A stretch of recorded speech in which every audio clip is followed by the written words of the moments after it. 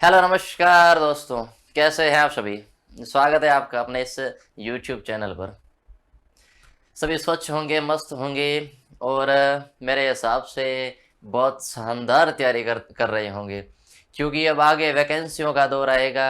इसलिए आपको मेहनत जारी करते रहना है, मेहनत को छोड़ना नहीं है, बस कंटिन्यूली करते रहना है। एक दिन सफलता आपको ज़रूर मिलेगी, समझे। Yes all of you. बस गुड मॉर्निंग। तो आज हम शुरुआत करने जा रहे हैं अपने एक नए टॉपिक सिंधु घाटी सभ्यता की ओर। और सिंधु घाटी सभ्यता को शुरुआत करने से पहले हम चर्चा करेंगे हमने पिछले टॉपिक्स पर कौन कौन सी चर्चा की थी। तो सबसे पहले हमने चर्चा की थी इतिहास का परिचय। अपना जो पहला वीडियो है, जो पहली क्लास है, वो है इतिहास का परिचय। इतिहास का परिचय, इतिहास का परिचय, समझी। अब देखो, पहला वीडियो इतिहास का परिचय है और दूसरा वीडियो है अपने अपने पाषाण काल का। पाषाण काल का। तो इस दो वीडियो में अपने दो टॉपिक क्लियर है। और इतनी में गारंटी के साथ कहता हूं आपको आपको कहीं दूसरी जगह पढ़ने की जरूरत नहीं होगी। बेहतरीन तरीके से मैंने विथ मैप आपको बहुत अच्छी तरह से समझाया है। इसलिए आपको इन दो वीडियो को देख लेना है और फिर कहीं पर भी पढ़ने की जरूरत नहीं है। नोट्स बना लेना और आपका सारा का सारा दो टॉपिक का फंडा क्लियर हो जाएगा, इतने दावे के साथ कहता हूं। और क्वेश्चन हमेशा इसी के से अंदर से आते हैं, क्वेश्चन हमें बनाने पड़ते हैं। एक लाइन के अंदर दो क्वेश्चन छपे होते हैं, अगर हम उस लाइन को याद कर लेंगे क्वेश्चन नहीं होगा। हमें क्वेश्चन दिमाग के अंदर, थॉट प्रोसेस के अंदर बनाने हैं कि किस प्रकार से एक एग्जाम का पेपर बनाने वाला किस थॉट प्रोसेस से वो किस अप्रोच तक जाता है, किस तरह के वो क्वेश्चन बनाता है। हमें उस अप्रोच तक पहुंचना है, उसकी थॉट प्रोसेस को हमारी थॉट प्रोसेस से कनेक्ट करना है। अगर वो कनेक्टिविटी अगर हमने बना लिया तो वो जो क्वेश्चन बनाएगा उससे पहले वो क्वेश्चन हमारे दिमाग के अंदर फीड है, फिर ऑप्शन देखने की भी जरूरत नहीं है। सीधा टिक, सीधा टिक और सीधा जॉब लेटर आपके घर में, सीधा जॉब लेटर आपके घर में आएगा, समझे। इसलिए मेहनत करते रहिएगा। तो आज हम शुरुआत करते हैं अपने टॉपिक नए सिंधु घाटी सभ्यता की। अपने टॉपिक है सिंधु घाटी सभ्यता आज का। अब देखिएगा, सिंधु घाटी सभ्यता आपने बहुत जगह पढ़ी होगी, बहुत जगह इसका अध्ययन किया होगा और लगभग आप इसे छठी से पढ़ते आ रहे हैं। छठी क्लास से आप इसे पढ़ते आ रहे हो कि सिंधु घाटी सभ्यता क्या है, किन देशों में फैली है, उसका क्षेत्रफल कितना है, उसके स्थल कौन कौन से है, स्थलों की खोज किसने की है, नदियां कौन कौन सी है, उन सभी की चर्चा की है। लेकिन आप ये भूल रहे हैं कि आपने कभी उस पर ध्यान नहीं दिया कि कौन क्या है। पुराने जीवाश्म मिले, हड्डियां मिली, हमें हड्डियों से क्या लेना भाई, वो नहीं है। हमें ध्यान देना है। हमें सिंधु घाटी सभ्यता में सबसे पहले विस्तार किधर किधर है, कौन कौन से स्थल मिले हैं, उसकी खोज कैसी हुई है और उन स्थलों में कौन कौन सी नदियां हैं, कौन कौन से अवशेष मिले हैं, सभी टॉपिक्स की ओर चर्चा करनी है, सभी पॉइंटों की ओर चर्चा करनी है। समझ में आया ना। यानी कि एक टॉपिक है, एक हमने एक स्थल ले लिया है भैया लोथल। अगर हमने एक स्थल ले लिया है लोथल, तो लोथल की सारी अप्रोच, सारी फैक्ट, सारे महत्वपूर्ण तथ्यों का हम अध्ययन करेंगे। सारे महत्वपूर्ण तथ्यों का, समझ में आया ना। समझ में आया, सारे महत्वपूर्ण तथ्यों का हम अध्ययन करेंगे। तो इससे अपने क्या होगा कि जो सारे कॉन्सेप्ट है वो क्लियर हो जाएंगे, फिर अपने क्वेश्चन गलत होने की संभावना नहीं है। समझ में आया। इसलिए सभी के एक बार फिर से स्वागत है। और अब चलिएगा अपने टॉपिक की ओर हम चलते हैं। समझ में आया ना। चलिए हम अपने टॉपिक की ओर चलते हैं। अब देखिएगा, अपना टॉपिक है सिंधु घाटी सभ्यता। अब मूलतः ये सभ्यता कैसे विकसित हुई, कितनी पुरानी है, किन किन देशों में फैली है, इसके नामकरण क्या है। इसे सिंधु घाटी सुनते हैं, हड़प्पा सुनते हैं, सिंधु घाटी, सिंधु सरस्वती, अलग अलग नाम जानते हैं, अलग अलग। काशी युगीन सभ्यता, एशिया की प्रथम नगरीय सभ्यता, इसे उपयुक्त नाम भी दिया है। वो भी चर्चा करेंगे। तो चलिएगा, सबसे पहले हम बात करते हैं सिंधु घाटी सभ्यता की खोज की कहानी। उसके पीछे एक रहस्य है कि खोज कैसे हुई। सभी हमें ये बताते हैं कि सिंधु घाटी सभ्यता की खोज 1921 में राय बहादुर दयाराम साहनी ने काली हड़प्पा की खोज की थी, 1922 में राकलाल बनर्जी ने मोहनजोदड़ो की खोज की थी। अरे वो तो खोज हुई है, उससे पहले कुछ तो हुआ होगा ना, कि आप जॉब लगोगे, सरकारी नौकरी लगोगे, उससे पहले आपकी स्ट्रगल की कहानी सुनेंगे। तो वही कहानी है, उसकी खोज की कहानी क्या है, उस खोज के पीछे रहस्य क्या है, वो कैसे खोज हुई थी, उसकी चर्चा करते हैं। तो सबसे पहले हम बात करते हैं सिंधु घाटी सभ्यता की खोज कैसे हुई। अब मेरे भाई, मेरे दोस्त, ये बताओ मेरे को कि खोज, खोज यानी मिलना, तो कि ये प्रोसेस ये किसके दिमाग में आया होगा कि यहाँ पर कोई सिंधु, यहाँ कोई सभ्यता रही होगी, प्राचीन सभ्यता रही होगी, उसके पीछे मुख्य रीजन क्या होगा, ये सभ्यता क्यों विकसित हुई थी, इतनी पुरानी सभ्यता विकसित हुई तो पतन क्यों हुई थी, क्या उसके पीछे रीजन रहे होंगे, सभी की चर्चा है। तो खोज, सबसे पहले देखिएगा, एक नाम आता है Alexander Cunningham. Alexander Cunningham, Alexander Cunningham, हमें ये नाम कुछ जगह देखने को मिलेगा। अलेक्जेंडर कनिंघम महोदय, अलेक्जेंडर कनिंघम महोदय कौन थे, उनका इसमें क्या भूमिका रही थी इस खोज में। तो सबसे पहले एक बात जानिएगा कि सिंधु घाटी सभ्यता की खोज हुई ना, उससे पहले अलेक्जेंडर कनिंघम महोदय को पुरानी चीजों का अध्ययन करने में रुचि थी, पुरानी चीजों की अध्ययन करने में बेहद रुचि थी। अब एक तरफ वो पुरानी चीजों का अध्ययन करने में लगे हुए थे, तभी उन्हें एक अंग्रेज अधिकारी मिला। उस अंग्रेज अधिकारी ने अलेक्जेंडर कनिंघम को एक मुहर ला के दी। अलेक्जेंडर कनिंघम को एक अंग्रेज अधिकारी ने मुहर ला के दी। अंग्रेज अधिकारी ने क्या किया, अंग्रेज अधिकारी ने एक मुहर ला के दी। अब कनिंघम के दिमाग में घंटी बजी, उसने कहा भैया ये क्या है, एक मुहर मिली, यानी कि उस समय कुछ तो वहां पर रहा होगा। कनिंघम महोदय फौरन वहां से रवाना हुए और सीधा चले कहां पर, सीधा चले हड़प्पा की ओर। और कनिंघम महोदय ने अपना सर्वेक्षण किया, लेकिन कनिंघम महोदय इस मुहर के बारे में पूर्णतः सर्वेक्षण करने में, अन्वेषण करने में, खोज करने में, अनुसंधान करने में असफल रहे थे, पूर्णतः असफल रहे थे। अब देखिए, वो 1853 से 1856 तक क्या हुए थे,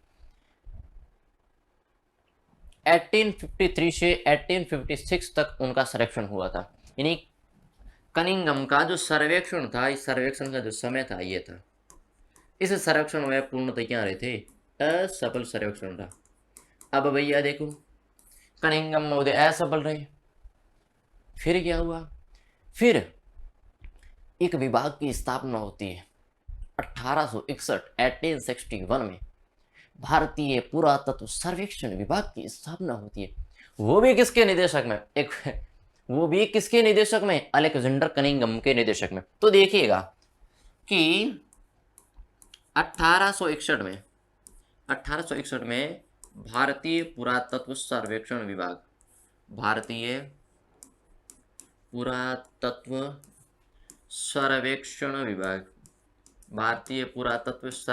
विभाग की स्थापना हुई।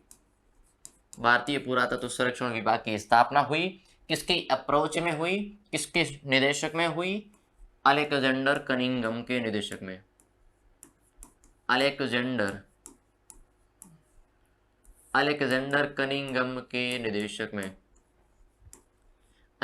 कनिंघम के निदेशक में इसकी स्थापना हुई। अलेक्जेंडर कनिंघम ने इसकी स्थापना की 1861 में। ये सन याद रखना, बहुत जगह पूछी जाती है 1861 में, क्योंकि इसका सर्वेक्षण मैंने इसलिए लिखा है 1853 से 1856 तक रहा था, लेकिन उन्होंने स्थापना 1861 में की थी, 1861 में की थी। अब देखिएगा, इधर विभाग की स्थापना हो गई और कनिंघम महोदय पूर्णतः असफल हो गए। फिर फिर एक घटना घटित होती है, रेल लाइन बिछी। फिर यहाँ पर क्या होता है, दो बंदों के नाम आता भैया, दो बंदों का नाम आता है। नाम क्या है, जॉन बर्टन, जॉन बर्टन व विलियम, व विलियम, जॉन बर्टन और विलियम बंधु। अब ये दो नाम हैं, ये काफी हद तक अच्छा काम करके जाते हैं, ये काफी हद तक अच्छा काम करते हैं, काफी हद तक अच्छा काम करते हैं। अब ये क्या करते हैं, देखिएगा मुख्यतः क्या होता है, विलियम बर्टन। अब देखिएगा इनका समय क्या था, ये क्या करते हैं, एक समय है जिसके अंदर ये लाहौर से कराची के मध्य रेलवे लाइन बिछा रहे थे, लाहौर से कराची के मध्य पाकिस्तान में रेलवे लाइन बिछा रहे थे। तभी होता क्या है, तभी होता यूं है कि इनके पास में ईंटों का स्टॉक खत्म हो जाता है, तो तभी इनको पास में, तभी इनको जो कराची है वो रावी नदी के किनारे है, तो तभी इनको पास में कुछ ईंटें मिली। तो इन्होंने कहा चलो एक बार तो ईंटों का हम उपयोग करते हैं। इसके बाद में इन्होंने सूचना है वो इस विभाग को पहुंचाई, किसको, भारतीय पुरातत्व सर्वेक्षण विभाग को उसने ये सूचना पहुंचाई कि भैया वहां पर कुछ ईंटें मिली है, कुछ तो वहां है। तो इन्होंने क्या किया, उस विभाग ने एक नया निदेशक नियुक्त किया जॉन मार्शल को, और उस जॉन मार्शल के निदेशक में वहां पर पूर्णतः बहुत एक उत्खनन शुरुआत कराई थी। और वहां पर उसी समय 1921 और 1922 में राय बहादुर दयाराम साहनी और राखलदास बनर्जी ने वहां पर हड़प्पा और मोहनजोदड़ो से एक समान अक्षर की, समान स्तर की दो मुहरें लाकर जॉन मार्शल के समक्ष रखी। तो जॉन मार्शल ने कहा कि यहाँ पर कभी ईंटें मिलती हैं, कभी मुहर मिलती है, कुछ तो वहां पर हुआ होगा, कुछ नई सभ्यता विकसित हुई होगी। तभी इन्होंने नई संस्कृति की खोज के नाम से वहां पर उत्खनन शुरू करवा दिया। तभी तभी इन्होंने वहां पर नई संस्कृति के नाम से उत्खनन शुरू करवा दिया।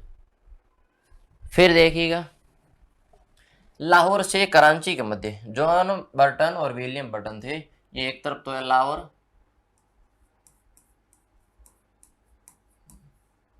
लाहौर, इधर है कराची। लाहौर से कराची के मध्य क्या कर रहे थे, रेलवे लाइन बिछा रहे थे। लाहौर से कराची के मध्य रेलवे लाइन बिछा रहे थे। लाहौर से कराची के मध्य रेलवे लाइन बिछा रहे थे। तभी इन्हें कुछ वहां पर मिला, ये रेलवे लाइन बिछा रहे थे। और मुख्य बात यह होती है कि जब इनके पास में ईंटों का स्टॉक खत्म हो जाता है, तब ये क्या करते हैं, यहाँ पर कुछ ईंटें मिली है, वो इन्होंने इस ईंटों का, यहाँ पर इन्हें कुछ ईंटें मिली है, इन्होंने इन ईंटों का उपयोग किया और फिर भारतीय पुरातत्व सर्वेक्षण विभाग को इसकी जानकारी दी, इनकी जानकारी दी। फिर इन्होंने क्या किया, उस जानकारी पर राय बहादुर दयाराम साहनी। अब देखिए एक नाम आता है जॉन मार्शल, एक मुख्य नाम आता है जॉन मार्शल। क्या नाम आता है, एक और नाम आएगा जॉन मार्शल, जॉन मार्शल। और एक तरफ नाम आएंगे राय बहादुर दयाराम साहनी, राय बहादुर दयाराम साहनी, राय बहादुर दयाराम साहनी नाम आएगा। इसके बाद में नाम आता है राखलदास बनर्जी, नाम आएगा राखलदास बनर्जी, राखलदास बनर्जी, ये दो नाम आए। अब देखिएगा राखलदास बनर्जी और राय बहादुर दयाराम साहनी ने सिंधु घाटी सभ्यता से, हड़प्पा और मोहनजोदड़ो से, इन्होंने हड़प्पा से, इन्होंने हड़प्पा से, इन्होंने मोहनजोदड़ो से, हड़प्पा और मोहनजोदड़ो से, हड़प्पा और मोहनजोदड़ो से दो समान स्तर की, दो समान स्तर की मुहरें, समान स्तर की मुहरें, समान स्तर की मुहरें, मुहरें जॉन मार्शल को लाके दी, जॉन भैया, जॉन मार्शल भैया को लाके दी, जॉन मार्शल को लाकर दी, जॉन मार्शल को लाकर दी। अब देखिएगा, जॉन मार्शल बंदा है, ये समय सब चलता है 1921, 1921 और 1922, 1922। जॉन मार्शल है 1921 में, 1921 में नए महानिदेशक बने, नए महानिदेशक बने, निदेशक बने, नए महानिदेशक बने। जॉन मार्शल को नया महानिदेशक बनाया भारतीय पुरातत्व सर्वेक्षण विभाग का। इसके बाद में राय बहादुर दयाराम साहनी आते हैं, राय बहादुर दयाराम साहनी और राखलदास बनर्जी आते हैं। ये 1921 और 1922 में हड़प्पा और मोहनजोदड़ो से क्रमशः दो मुहरें, समान स्तर की मुहरें प्राप्त करते हैं और उनको इनके समक्ष लाते हैं। फिर इन्होंने क्या किया, वहां पर एक व्यापक क्षेत्र पर व्यापक स्तर की खोज प्रारंभ करवाई और उस खोज के अंदर उन्होंने खोज स्तर को नाम दिया नई संस्कृति, नई संस्कृति या सभ्यता, नई संस्कृति या सभ्यता उन्होंने नाम दिया। ये नाम याद रखना, ठीक है। अब देखिएगा, इस प्रकार से सिंधु घाटी सभ्यता की खोज हुई। पहला स्थल मिला था हड़प्पा, पाकिस्तान के पंजाब प्रांत की पुराने मोंटगोमरी जिला, वर्तमान साहिवाल जिले में रावी नदी के बाएं तट पर, रावी नदी के बाएं तट पर पहला स्थल मिला था। किसने खोज की थी? अरे राय बहादुर दयाराम साहनी ने खोज की है। फिर मोहनजोदड़ो की खोज राखलदास बनर्जी ने की है 1922 में। राखलदास बनर्जी के द्वारा पाकिस्तान के सिंध प्रांत के लरकाना जिले में सिंधु नदी के दाएं तट पर, ये है बाएं तट पर, ये है दाएं तट पर, ये रावी नदी, ये सिंधु नदी, ये 1921 या 1922 में इनकी खोज हुई थी। इस प्रकार से सिंधु घाटी सभ्यता के अंदर खोज हुई और धीरे धीरे एक व्यापक क्षेत्र पर खोज शुरू हुई और स्थल, नए नए स्थल मिलने शुरू हो गए। चलिएगा अब आगे चलते हैं। ये लाहौर से कराची, लाहौर से कराची मुझे रेलवे लाइन बिछा रहे थे ये, और लाहौर से कराची, लाहौर है ना वो रावी नदी के किनारे, ये याद रखना। इन्हें यहाँ पर कुछ ईंटें मिली, ये समझ में आया। अब चलते हैं, इसका नामकरण क्या था। अब इसके नामकरण की ओर चलते हैं। इसके नामकरण के पीछे क्या कहानी, इसका नामकरण, इसका नामकरण क्या रखा, इतने नाम क्यों सामने आते हैं, इतने नाम क्यों सामने आते हैं। तो देखिएगा, मूलतः क्या होता है कि सबसे पहले इसका नाम दिया जॉन मार्शल ने सिंधु सभ्यता, और ये एशिया की प्रथम नगरीय सभ्यता है भैया, एशिया की प्रथम नगरीय सभ्यता है ये।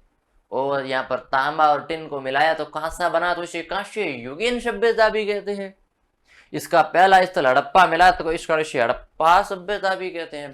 भाई नाम तो नाम तो बहुत ज्यादा मिल रहे हैं, तो क्या करें। तो देखिएगा, इनके नाम की ये बात करते हैं। तो सबसे पहले पहला नाम, इसका पहला नाम है वो सिंधु सभ्यता है,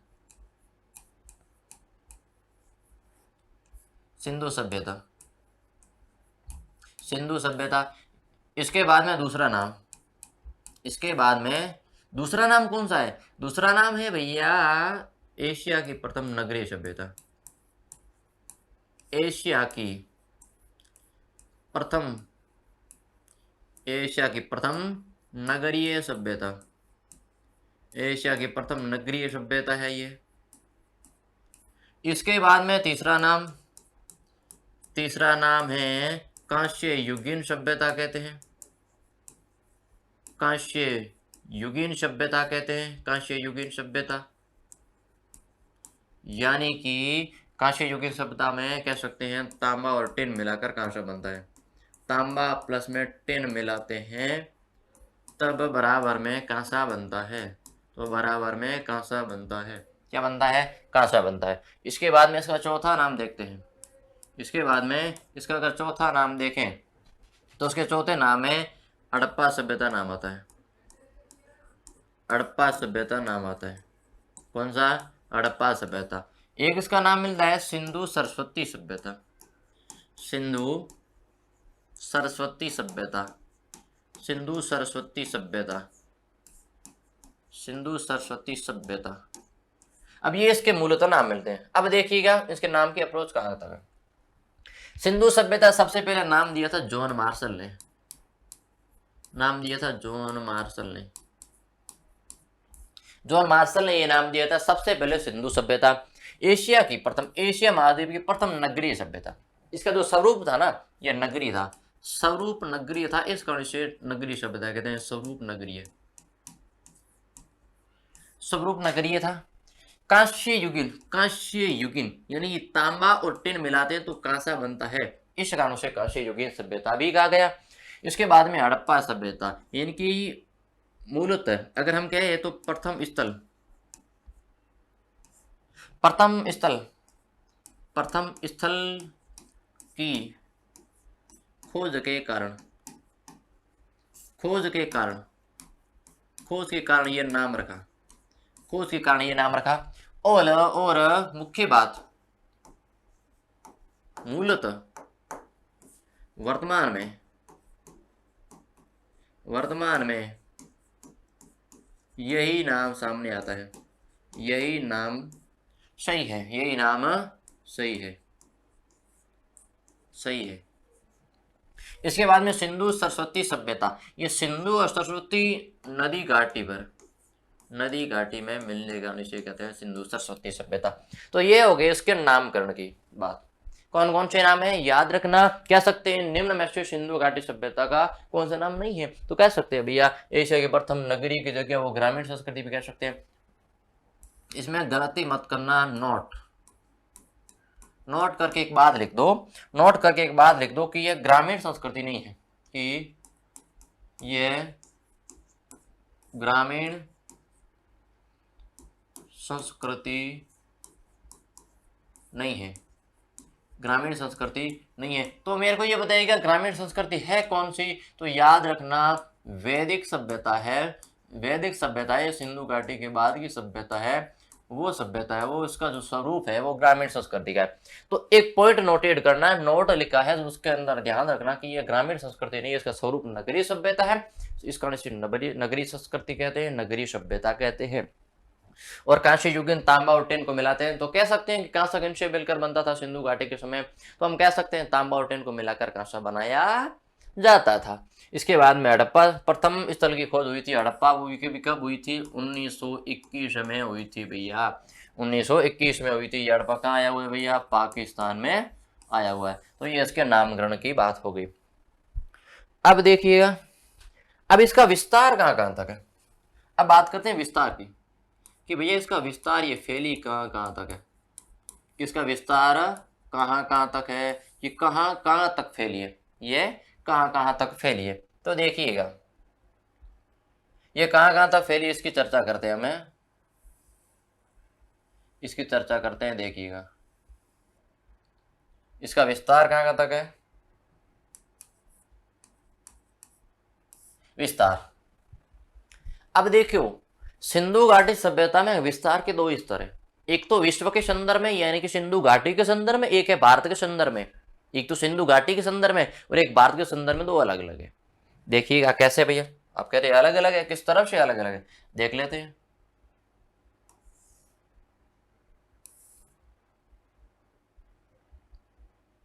पहला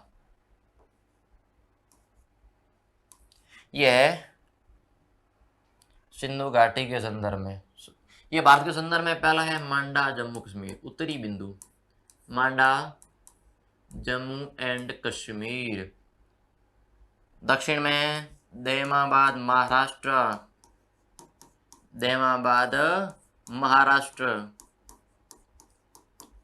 दैमाबाद कहाँ आया हुआ है? महाराष्ट्र। पूर्व में स्थल है आलमगीर, पूर्व में कौन है? आलमगीरपुर, आलमगीरपुर उत्तर प्रदेश, यूपी उत्तर प्रदेश। पश्चिम में है सुतक्का गेंडोर, सुतक्का गेंडोर, सुतक्का गेंडोर कहाँ आया हुई है? बलूचिस्तान, बलूचिस्तान कहाँ है भैया? पाकिस्तान में, बलूचिस्तान पाकिस्तान में। अब एक पीछे रही है बात कि मांडा जम्मू कश्मीर में चिनाब नदी, मांडा जम्मू कश्मीर में चिनाब नदी के किनारे, कौन सी नदी के किनारे? चिनाब नदी। दक्षिण में देमाबाद महाराष्ट्र परवरा नदी के किनारे, कौन सी नदी भैया? परवरा नदी। पूर्व में आलमगीरपुर उत्तर प्रदेश हिंडन नदी, पूर्व में आलमगीरपुर उत्तर प्रदेश हिंडन नदी है। पश्चिम में सोतका गेंडर बलूचिस्तान पाकिस्तान दास्क नदी, कौन सी नदी? दास्क नदी। अब मूल देखिए दास्क नदी के किनारे, अब हम कह सकते हैं भैया कि सिंधु घाटी ये भारतीय उपमहाद्वीप के संदर्भ में है। किसके संदर्भ में? भारतीय उपमहाद्वीप के संदर्भ में, भारतीय उपमहाद्वीप के संदर्भ में। आप कहेंगे उपमहाद्वीप क्यों लिखा है? क्योंकि उपमहाद्वीप यानी भारत, पाकिस्तान और बांग्लादेश साथ में है, तो बलूचिस्तान पाकिस्तान उपमहाद्वीप का हिस्सा है, उपमहाद्वीप का हिस्सा है। तो उत्तर से दक्षिण की लंबाई देख लेते हैं, यहाँ से वो है 1400 किलोमीटर, 1400 किलोमीटर। पूर्व से पश्चिम की ओर देखते हैं तो 1600 किलोमीटर, 1600 किलोमीटर। यह है उत्तर से दक्षिण और यह है पूर्व से पश्चिम, पूर्व से पश्चिम। उत्तर से दक्षिण, पूर्व से पश्चिम, ये सिंधु घाटी सभ्यता का अगर क्षेत्र है भाई, इसका क्षेत्रफल है। अब देखिएगा यहां पर एक नाम आएगा, यहां पर एक नाम आएगा,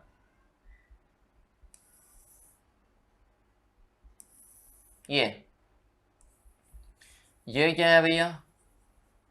यह है हिंदू कुश पर्वतमाला। ये क्या है? हिंदू कुश पर्वतमाला, हिंदू कुश पर्वतमाला। आप कह रहे हैं ये क्यों लिखा? देखिएगा हिंदू कुश पर्वतमाला, हिंदू कुश पर्वतमाला जब सिंधु घाटी के संदर्भ में, हड़प्पा सभ्यता के संदर्भ में सबसे उत्तरी बिंदु देखेंगे तो दो अलग अलग है, मांडा जम्मू कश्मीर नहीं होगा, सोरदगोई और मुंडी का होगा जो अफगानिस्तान में, जो अफगानिस्तान में दो ही स्थल है। देखिएगा कौन कौन से स्थल है उनकी चर्चा करते हैं। पहला स्थल है सोरतकुई, सोरतकुई और है मुंडी गाक, मुंडी गाक, सोरतकुई और मुंडी गाक, ठीक है, सोरतकुई और मुंडी गाक। ये हिंदू कुश पर्वतमाला के उत्तर में ये है, उत्तर में ये है और दक्षिण में ये है, उत्तर में ये और दक्षिण में स्थल है, ये है। तो ये है विश्व के संदर्भ, ये है सिंधु घाटी के संदर्भ में। किसके संदर्भ में?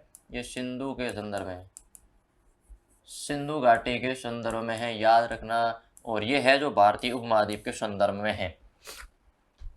अब मूलतः नाम आएगा कि अगर पाकिस्तान में जाता है, एक अफगानिस्तान में जाता है, एक इंडिया में जाता है, कहाँ कहाँ तक फैली है, कितनी लंबी फैली है? बहुत लंबी फैली है भैया। देखिएगा देखिएगा यहाँ पर कितनी लंबी फैली है। ये भारत, पाकिस्तान और अफगानिस्तान, अफगानिस्तान तीन देशों में फैली है। भारत, पाकिस्तान और अफगानिस्तान, भारत, पाकिस्तान और अफगानिस्तान तीन देशों में फैली है। इसका जो अगर देख सकते हैं विस्तार, कि एक विस्तार कहाँ कहाँ तक वो है भैया? विस्तार ये है, ये इसका विस्तार कौन कौन से देशों में है? तो भारत, पाकिस्तान और अफगानिस्तान देशों में। अगर इसका क्षेत्रफल की बात करते हैं, अगर इसके क्षेत्रफल की बात करते हैं, इसका क्षेत्रफल कितना है?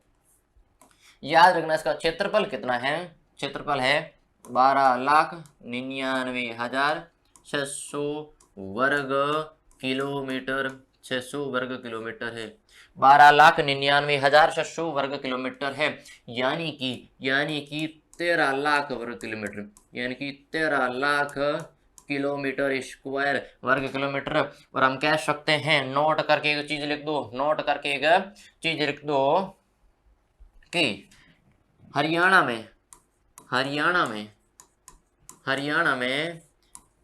में कुछ नए स्थल मिले हैं, कुछ नई खोज हुई है, इस कारण इसका जो क्षेत्रफल है वो 13.5 लाख किलोमीटर स्क्वायर होगा, 13.5 लाख किलोमीटर स्क्वायर इसका क्षेत्रफल होगा। तो कह सकते हैं, देखिएगा, तो हम कह सकते हैं भैया कि एक तरफ विस्तार विस्तार देख सकते हैं, मांडा, जम्मू कश्मीर, देमाबाद महाराष्ट्र, परवरा, आलमगीर और सुत्तका गैंडोर, इधर सोरदगुई और मुंडी का देख सकते हैं। भारत, पाकिस्तान और अफगानिस्तान में देख सकते हैं। क्षेत्रफल 12,99,600 वर्ग किलोमीटर हो सकता है। और हरियाणा में कुछ नहीं शोध है तो 13.5 लाख वर्ग किलोमीटर भी है। ओवरऑल कह सकते हैं सिंधु घाटी सभ्यता एक बहुत बड़े व्यापक क्षेत्र में फैली हुई थी। एक बड़े क्षेत्र में फैली होने के कारण सिंधु घाटी सभ्यता को एक विश्व की सबसे बड़ी, एशिया की प्रथम नगरीय सभ्यता कहा जाता है। इधर तो हमने सिंधु घाटी सभ्यता की खोज की कहानी जानी और एक तरफ हमने सिंधु घाटी सभ्यता के विस्तार की कहानी जानी। दोनों तरफ हमने इसकी बात जानी है। अब आगे बढ़ते हैं। आगे बढ़ने से पहले एक नाम आएगा, एस एन राव। आगे बढ़ने से पहले एक नाम आएगा, व्यक्ति का नाम आएगा S N Rao. S N Rao. S N Rao कहते हैं कि सिंधु घाटी सभ्यता की, जो सिंधु घाटी सभ्यता है, सिंधु घाटी सभ्यता मोहनजोदड़ो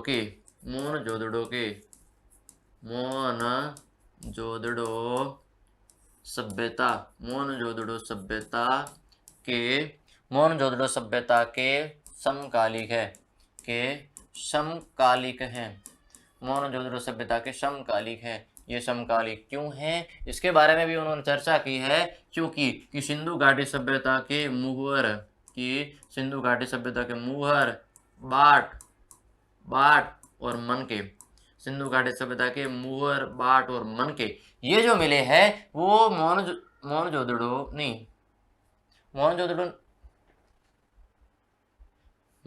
नहीं होगा भाई, यहाँ पर मेसोपोटामिया होगा। यह मेसोपोटामिया सभ्यता के समकालीन थी। ये गलती से एक मिस्टेक हो गई भैया कि ये मेसोपोटामिया सभ्यता के समकालीन थी। मेसोपोटामिया सभ्यता के समकालीन थी। इसके मनके हैं वो मेसोपोटामिया सभ्यता से मिले हैं।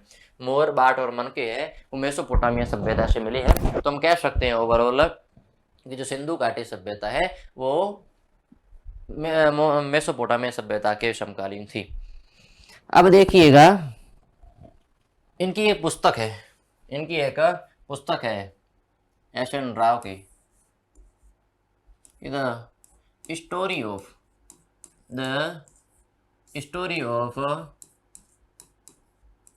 Indian archaeology.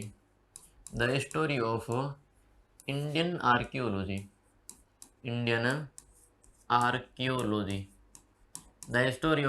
आर्कियोलॉजी।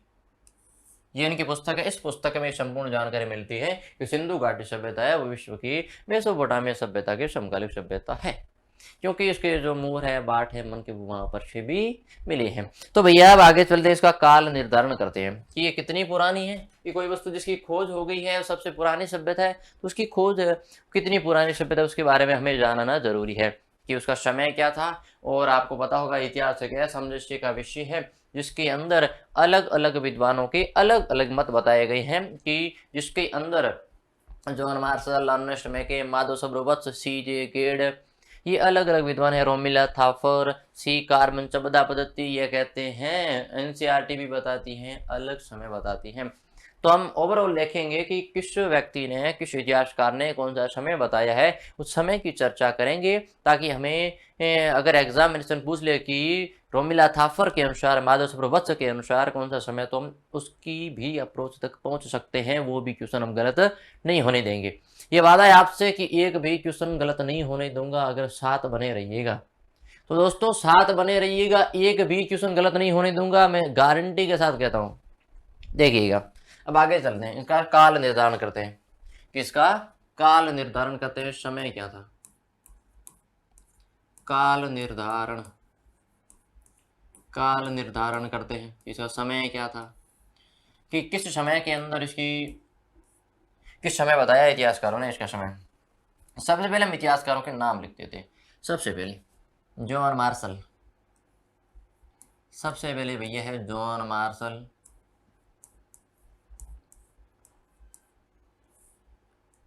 अर्नेस्ट मेके, अर्नेस्ट मेके, जॉन मार्शल, अर्नेस्ट मेके, साथ साथ में लिखते रहना, जॉन मार्शल, अर्नेस्ट मेके।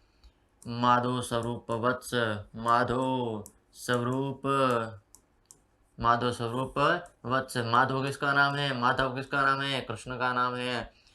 सीजे गेड़, सीजे गेड़, सीजे गेड़।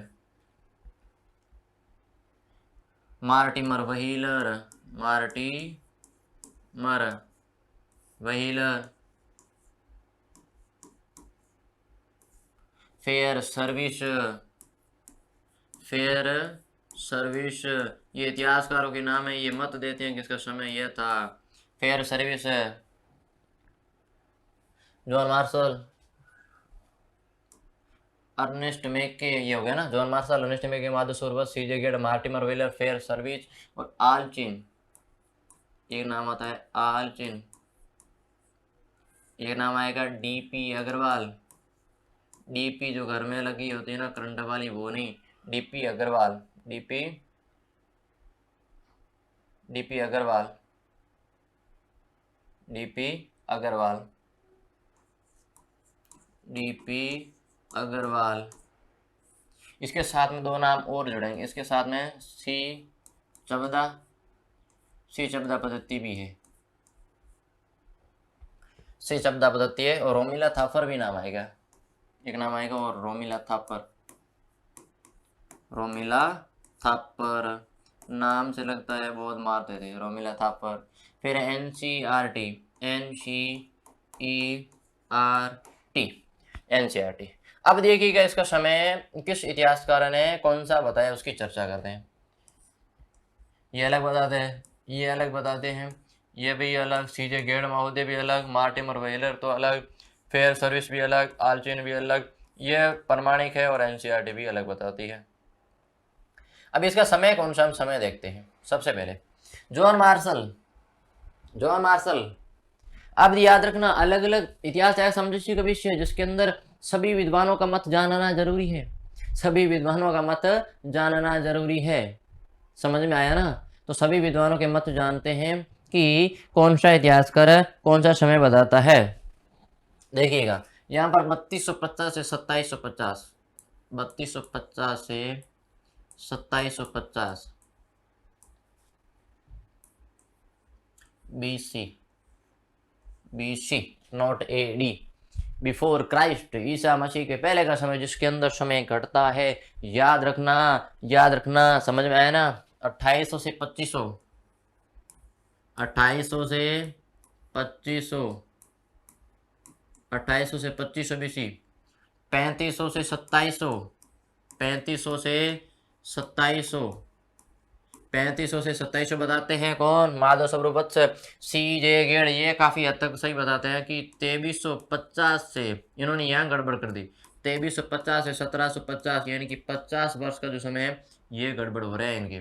2350 से 1750। मार्टिमर व्हीलर, मार्टिमर व्हीलर बताते हैं 2500 से 1500, मार्टिमर व्हीलर बताते हैं 2500 से 1500 BC। फेयर सर्विस 2000 से 1500 बताते हैं, फेयर सर्विस 2000 से 1500 BC बताते हैं।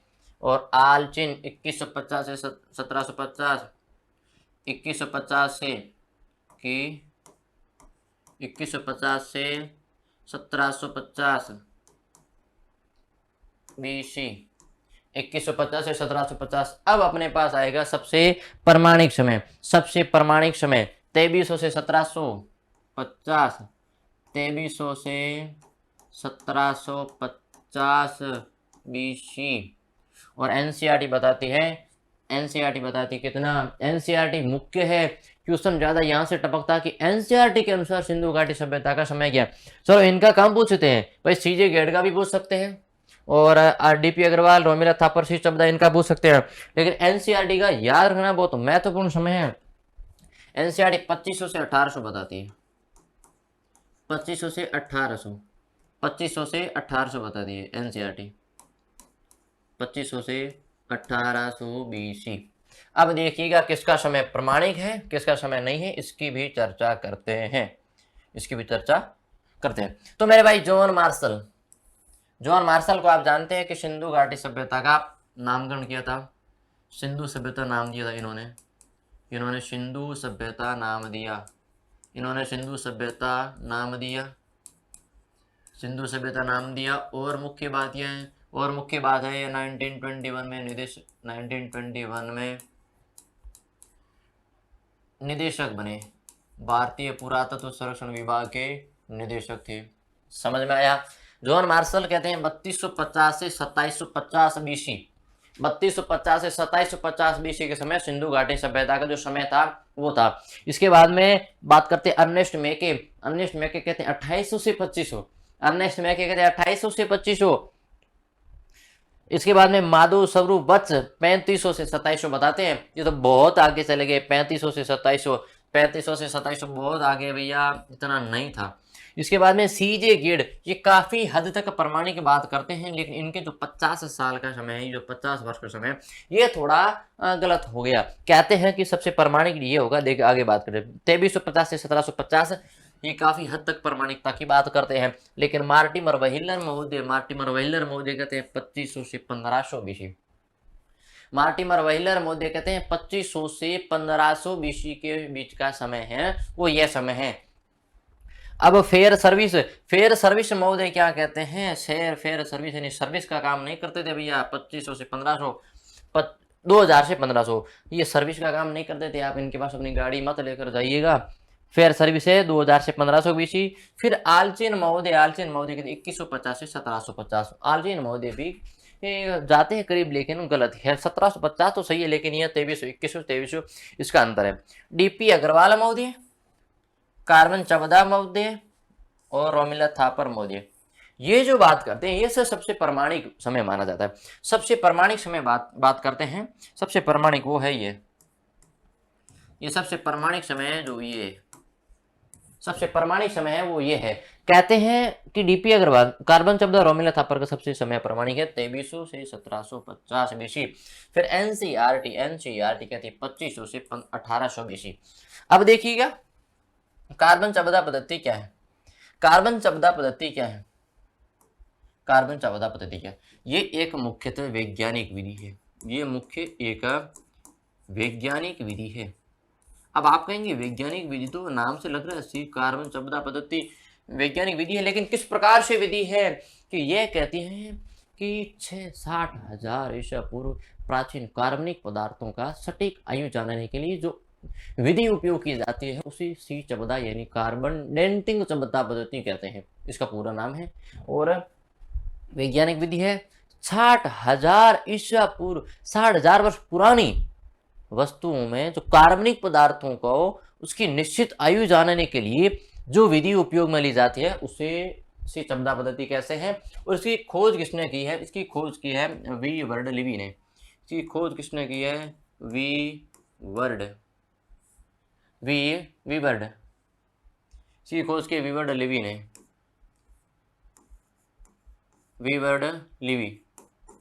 इसकी खोज वीवर्ड लिवी ने की है, वीवर्ड लिवी ने इसकी खोज की है। अब देखिएगा सबसे प्रमाणिक समय ये है, याद रखना सबसे प्रमाणिक शब्द जो सबसे महत्वपूर्ण है, कह सकते हैं सिंधु घाटी सभ्यता जो सबसे प्रमाणिक समय वो कब का है, तो आप इसके बारे में क्या जानते हैं कह सकते हैं, तो आपको लिखना है कि सी चवदा या रोमिला थापर या डीपी अग्रवाल, इनका समय सबसे प्रमाणिक है, वो 2300 से 1750। तो हमने अभी तक क्या पढ़ा कि सिंधु घाटी सभ्यता की खोज कैसी हुई, उसका विस्तार कहाँ तक फैला था कि भारत, पाकिस्तान और अफगानिस्तान जैसे में, और इसका उत्तरी, दक्षिणी, पूर्वी बिंदु, और किस प्रकार से सिंधु घाटी के संदर्भ में सबसे उत्तरी बिंदु कौन सा है और कौन कौन सी नदियों के किनारे स्थित हैं सभी। इसके बाद में हमने जाना इसका समय निर्धारण कि किस प्रकार से इसका काल निर्धारण किया गया इतिहासकारों ने, तो उन समय को भी हमने जाना है। मुख्य बात यह है कि हम जो ये समय जाने हैं, इस समय के बाद में हमें ये तो ओवरऑल ये पता चलेगा कि ये समय प्रमाणिक है। आप कहेंगे क्यों प्रमाणिक है, क्योंकि एक तो ये वैज्ञानिक विधि के द्वारा हुआ है, दूसरा बात जब हम इसकी खोज करेंगे ना तब हमें पता चलेगा क्योंकि कौन कौन से स्थल मिले हैं, कौन कौन से स्थलों की खोज कहाँ पर हुई, तो उसके अनुसार अगर हम समय निकालें तो ये समय सबसे प्रमाणिक होता है। इसके बाद में हम चर्चा करेंगे कि सिंधु घाटी सभ्यता के कौन कौन से स्थल मिले हैं, कि सिंधु घाटी सभ्यता के कौन कौन से स्थल मिले हैं और उन स्थलों की खोज किस इतिहासकार ने की है, किस व्यक्ति ने की है। तो उन खोज के आधार पर भी हम बात करेंगे। ये क्या हुआ भैया? अच्छा मिट गया। 2300 से 1750 और 2800 से नहीं 2500 से 1800 है। 2500 से 1800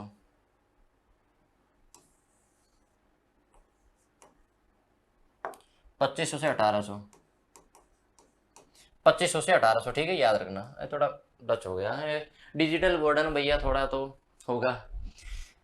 तो इस प्रकार से हमने समय जाना। अब हम जानेंगे कि कौन कौन से स्थल मिले हैं, उन स्थल कौन से नदी के किनारे हैं, उसकी खोज किसने की है और उसकी खोज कब हुई है और उसके अंदर कौन कौन से अवशेष मिले हैं, उनकी बनावट कैसी थी, उन सभी की चर्चा करेंगे। उससे पहले हम बात करेंगे सिंधु घाटी सभ्यता में कौन कौन सी प्रजातियां रहती थी, कि कौन कौन सी प्रजाति रहती थी जो सिंधु घाटी सभ्यता के अंदर लोग निवास करते थे। फिर उसकी बात करेंगे सिंधु घाटी सभ्यता के निर्माता कौन थे, कौन कौन से लोग रहते थे, कौन कौन सी प्रजाति, कौन कौन से निर्माता थे, उसके बारे में अलग अलग विद्वानों के अलग अलग मत है, तो हम उन मतों को भी जानेंगे।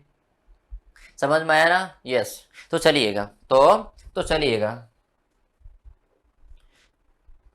अब चलिएगा आगे। अब सिंधु घाटी सभ्यता के अंदर कौन कौन सी प्रजातियां रहती थी, सिंधु घाटी सभ्यता के अंदर कौन कौन सी प्रजाति रहती थी, कि कौन कौन सी प्रजातियां निवास करती थी, कौन कौन सी जातियां निवास करती थी। तो इसके अंदर मूलतः कहते हैं कि 4 प्रकार की प्रजाति रहती थी, 4 जनजातियां रहती थी, 4 प्रजाति रहती थी, 4 प्रजातियां निवास करती थी, प्रजातियां निवास करती थी। लिख देते हैं फर्स्ट, लिख देते हैं सेकंड, लिख देते हैं थर्ड और लिख देते हैं फोर्थ। 4 प्रजाति थी। कौन कौन सी प्रजाति थी उसके बारे में हम चर्चा करते हैं, पहली, दूसरी, तीसरी और चौथी। अब भैया देखिएगा, प्रोटो ऑस्ट्रेलाइड, भूमध्य सागरीय, मंगोलाइड, अल्पाइन। कौन कौन सी प्रजाति थी? प्रोटो ऑस्ट्रेलाइड, प्रोटो ऑस्ट्रेलाइड, भूमध्य सागरीय। ऑस्ट्रेलिया का नाम आते ही सभी के मन में सीधा क्या आता है? वर्ल्ड कप याद आता है। ऑस्ट्रेलिया का नाम आते ही प्रोटो ऑस्ट्रेलाइड, भूमध्य सागरीय और मंगोलाइड कि किस प्रकार से इंडिया भाई पराजित हुआ। बहुत सभी के लिए गमगीन स्थिति थी, बहुत ही सैड मोमेंट था पूरी इंडिया के लिए। मंगोलाइड और अल्पाइन ये जो प्रजातियां रहती सिंधु घाटी सभ्यता के अंदर रहती थी। अब देखिएगा मूलतः यहाँ से भी और यहाँ से भी मोहनजोदड़ो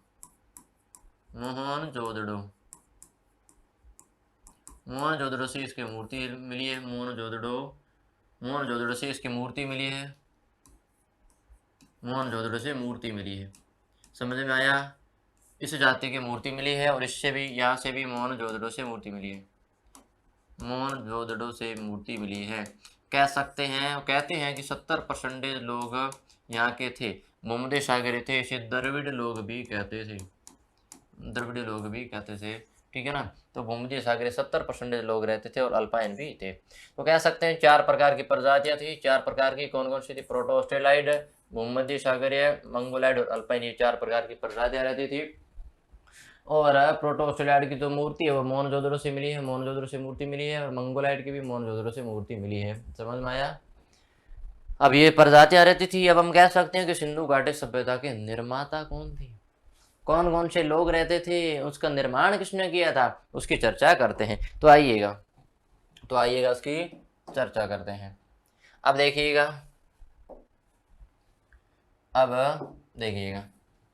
किसके निर्माता, सिंधु घाटी सभ्यता के निर्माता कौन थे, सिंधु घाटी सभ्यता के निर्माता कौन थे, कि सिंधु घाटी सभ्यता के निर्माता कौन थे, इसकी भी चर्चा करते हैं। अब देखिएगा मूलतः सिंधु घाटी सभ्यता में निर्माता में 4 अलग अलग मत आते हैं भैया, 4-5 मत आते हैं। वो कहते हैं कि भैया नहीं ये निर्माता थे, वो कहते नहीं ये थे। इसके बारे में भी चर्चा करते हैं। मैंने कहा था शुरुआत में कि इतिहास एक ऐसा सामंजस्य का विषय है असमंजस्य का विषय है, उसे जानने के लिए सभी गलत और सत्य दोनों मतों पर चर्चा करनी पड़ती है। गलत और सत्य दोनों मतों पर चर्चा करनी पड़ती है। तो भैया थोड़ा पानी पी लेते हैं, तब तक आप लिखिएगा।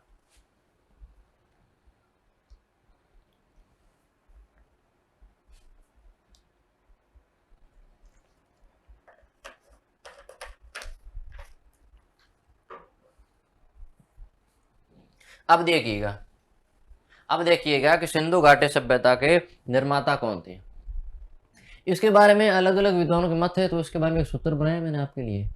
मैंने आपके लिए ट्रिक बनाई है कि भैया क्या पता मेरे भाइयों के लिए, मेरे जीवड़ों के लिए, मेरे जिगरी यारों के लिए, मेरे साथियों के लिए अच्छा रहेगा, कि उसने याद करने में अच्छा रहेगा, सफलता मिलेगी, कोई कमी नहीं रहेगी, गलत नहीं होगा। तो देखिएगा, पहला 4-5 लोग हैं, किस उत्तर है? लक्ष्मण ने गार्डन में राख अमल फेर किए। राख अमल फेर किए। लक्ष्मण ने गार्डन में राख अमल फेर किए। ये जो ट्रिक है, ये जो सूत्र है, ये जो ट्रिक है ना, इस ट्रिक के माध्यम से आपको इतना पता चलेगा कि कौन कौन से व्यक्ति थे और कौन कौन से उन्होंने मत दिए हैं।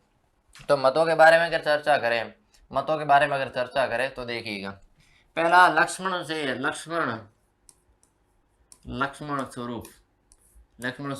स्वरूप, गार्डन से गार्डन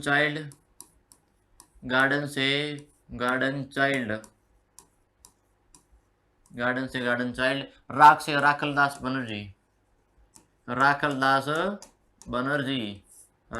बनर्जी, नाम याद रखना, सूत्र याद रखना, उसके साथ सेटअप करना। अमल यानी अमलानंद घोष,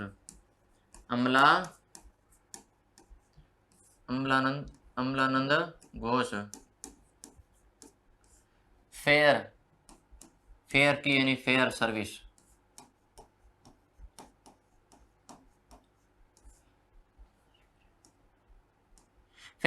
याद रखना। लक्ष्मण स्वरूप, गार्डन चाइल्ड, राखलदास बनर्जी और नाम आता है अमलानंद घोष और फेयर सर्विस। ये मत है, ये व्यक्ति है, ये इतिहासकार है, इन्होंने मत दिए हैं कि कौन कौन से यहाँ के अंदर सिंधु घाटी सभ्यता में कौन कौन से लोग रहते थे, इसके बारे में उन्होंने मत दिया है। तो देखिएगा कि किस विद्वान ने कौन सा मत दिया है। लक्ष्मण स्वरूप आर्य,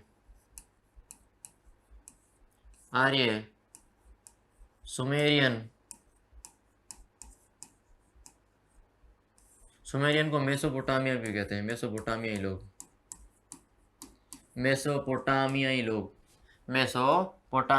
कहते हैं। मेसोपोटामिया के लोग थे भैया, मेसोपोटामिया के लोग थे। राखलदास बनर्जी के अनुसार द्रविड़ लोग थे। राखलदास बनर्जी के अनुसार कौन से लोग थे भैया?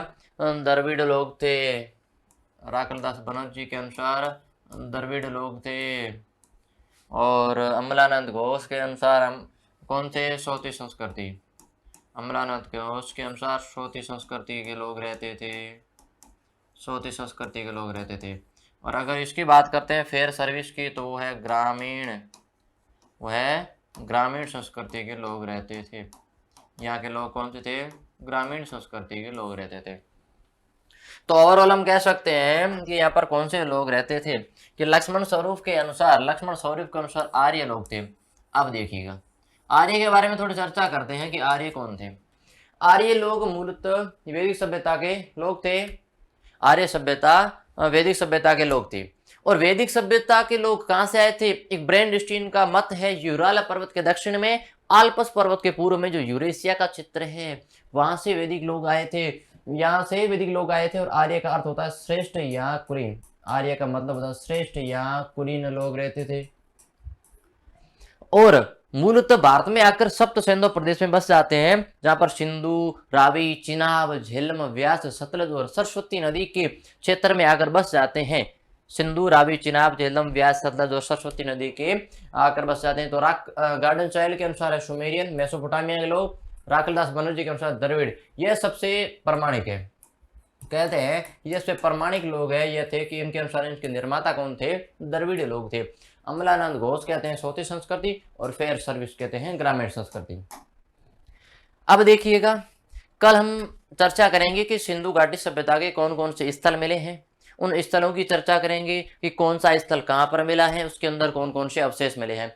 तो इसलिए आज के लिए इतना ही। धन्यवाद। स्वच्छ रहिए, मस्त रहिए और अपना ख्याल रखिएगा। धन्यवाद।